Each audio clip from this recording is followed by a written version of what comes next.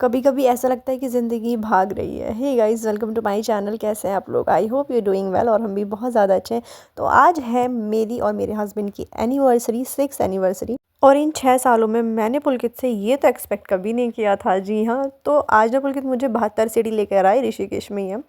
और उन्होंने मुझे एक रोज़ दिया and I am really shocked, क्योंकि आज तक कभी ऐसा नहीं हुआ। तो लेकिन इस पर भी ना वो भी अपना हक जमा के बैठ गया और ये मुझे दे ही नहीं रहा था।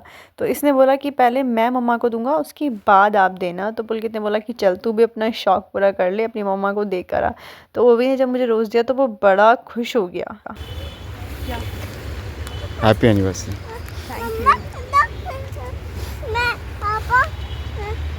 Thank you so much for this lovely. And very much surprise.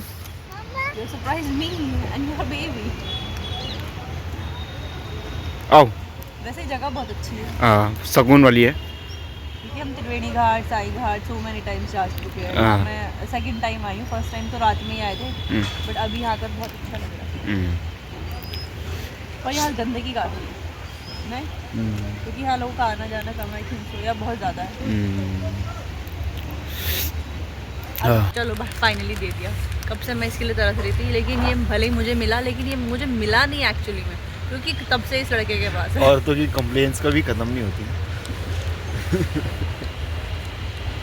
कुछ भी मत बोला करो। तो आज हम आए हैं, कहाँ पर आए पुलकित? हम 72 सीढ़ी। 72 सीढ़ी ऋषिकेश में ये पड़ता है। और बहुत अच्छी, अगर आप ऋषिकेश आए हो और यहाँ नहीं आए हो तो आओ। और क्या, इस तरह से क्या बोलूँ। अच्छी जगह है, घूमो, काफ़ी सुकून है यहाँ पे, पॉजिटिव वाइब्स हैं। और हम अपनी एनिवर्सरी के दिन सुबह सुबह उठ के यहाँ गए। टाइम मैं क्या बताऊँ, बोलिए क्या टाइम हो रहा होगा? हाँ 8:30, क्योंकि अभी 8:25 पे गोई को स्कूल छोड़ के हम यहाँ आए। थोड़ी देर बैठने के बाद हम यहाँ से चल रहे थे आगे की तरफ। तो मैंने कहा चलो आपको चारों तरफ दिखाती हूँ क्या वाइब हो रखी है यहाँ की। मतलब बहुत पॉजिटिव वाइब थी यहाँ की। सामने गंगा जी, ऊपर से ना यहाँ पे हवा नहीं आ रही थी, तो धूप अच्छे से पड़ रही थी, मतलब बढ़िया से सेक लग रही थी धूप की। तो मेरे को तो यहाँ बहुत अच्छा लगा। बगल में एक मंदिर भी था, तो हमने सोचा कि चलो मंदिर को भी ऊपर से देखते हैं। अंदर तो नहीं जा रहे क्योंकि अभी इतना टाइम नहीं है, क्योंकि हमें ओवी का डर लग रहा था, क्योंकि ओवी को हम डायपर लगा कर नहीं लाए थे। तो अभी हम बहुत ज़्यादा डरे हुए थे कि जल्दी से जल्दी हमें घर पहुंचना है। और यहाँ पर ये मंदिर था जिसमें हमने हाथ जोड़े। इसके बाद मैं थोड़ा यहाँ देखने लगी और मैंने इनसे कहा कि कितना पॉजिटिव यहाँ पे फ़ील हो रहा है। और ऐसा 6 सालों में पहली बार हुआ कि हमारी एनिवर्सरी पे हम ऐसे सुबह सुबह घर से निकल के आ गए हैं। मेरे को बड़ा अच्छा लगता है जब मैं गंगा जी के पास आती हूँ ना, ऐसे मतलब इतना सुकून यहाँ पे था। तो मैं अपने बाल खोल लेती हूँ और आराम से बैठती हूँ, क्योंकि जब तक बाल बंधे रहते हैं ना तो मुझे ऐसे मतलब थोड़ा सा सफोकेटेड सा फील होता है। तो बाल खोल के एकदम फ्री और पीसफुल महसूस होता है मुझे।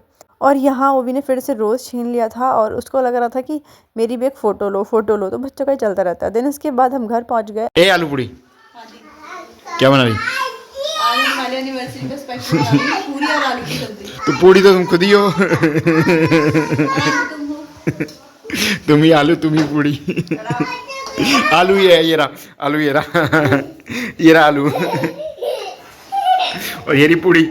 तो यहाँ पर मैंने बनाया था पुलकित जी का फेवरेट आलू और पूरी, क्योंकि उनको बहुत ज़्यादा पसंद है। आलू टमाटर की सब्ज़ी थी, साथ में मैंने पूरी बनाई थी, जिसको खाने के बाद उनको तो बड़ी खुशी हुई। क्योंकि पूरियाँ ना मेरे मतलब हम लोग बहुत कम ही बनाते हैं।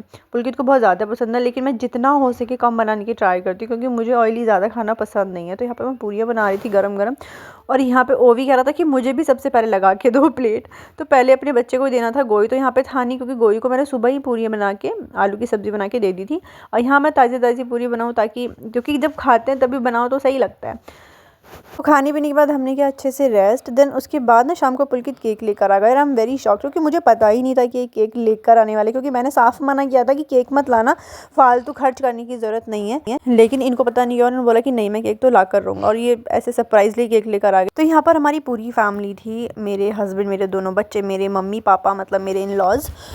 बस यहाँ पे गोल्डी मिसिंग है, क्योंकि वो अपने अभी काम पर था, वो भी घर आया नहीं था। लेकिन हमें केक थोड़ा जल्दी कट करना पड़ा, क्योंकि मम्मी पापा इतने लेट तक नहीं जाग सकते, उनके सोने का भी टाइम होता है। और केक वगैरह सब कुछ कट करने के बाद मम्मी पापा जो खाते थे उनको वो सब हमने खिलाने के बाद हम निकल।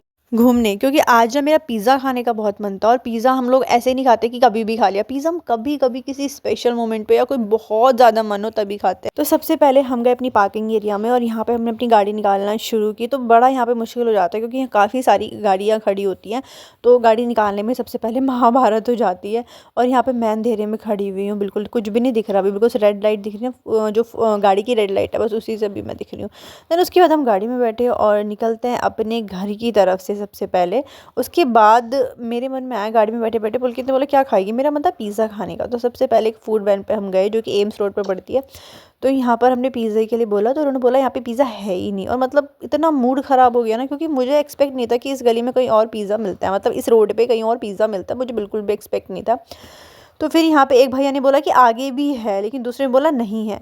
तो जब उन्होंने ये बोला ना तो मेरा मूड ख़राब हो गया। मैंने बोला पुलकित से चलो हम वॉक करते करते चलते हैं, तब जाके देखते हैं कि पिज़्ज़ा है नहीं। और टचवुड हमें एक पिज़्ज़ा वाला मिल गया, क्योंकि आज तो मुझे पिज़्ज़ा खाना ही खाना था, क्योंकि गोयू को वो रोवी को दोनों को बहुत ज़्यादा पसंद है पिज़्ज़ा।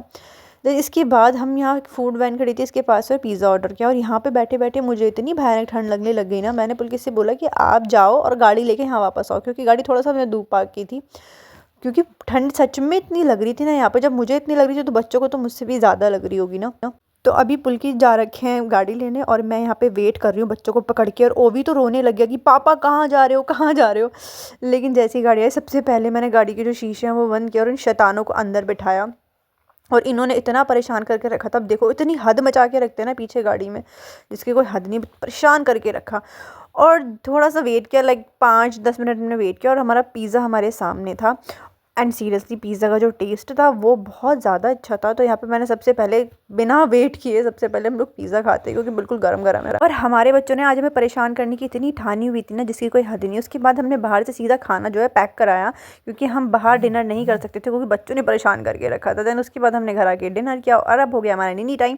आज का ब्लॉग आपको अच्छा लगा हो तो please don't forget to like, subscribe and share. Bye bye, take care.